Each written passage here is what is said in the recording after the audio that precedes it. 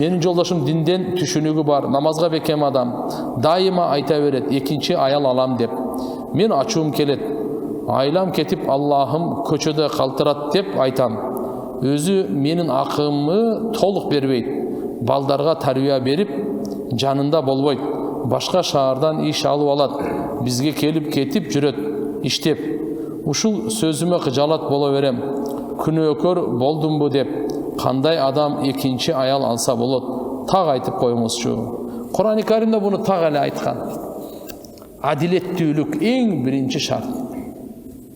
Адилеттүүлүк бардыгына тең бериш керек. Эгерде экинчи алган болсо, экөөнү тең караш керек.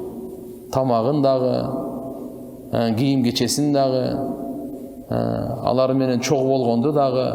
Бирок кайсы аялында балдары көп болсо, ага балдарга өзүнчө убакыт бериш керек.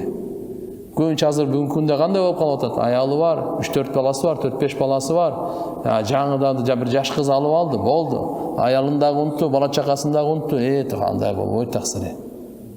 Бул зулумдук деп коет. Бундайга шарият уруксат берген эмес. Бундайга уруксат берген эмес. Алардын бардыгын таштап кой.